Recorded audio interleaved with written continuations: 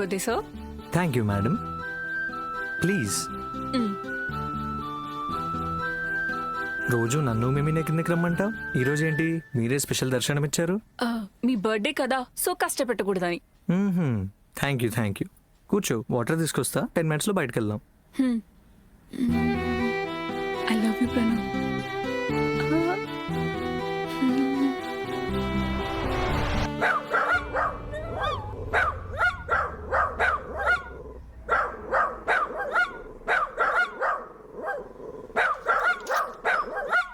హే, నువ్వు ఇలా నిలవలే కదా. వీడు ప్రిన్సీ, వీడు రోజీ, వీడు Max. Pranav, happy birthday. Thank you. Mahima ఏమైంది? హే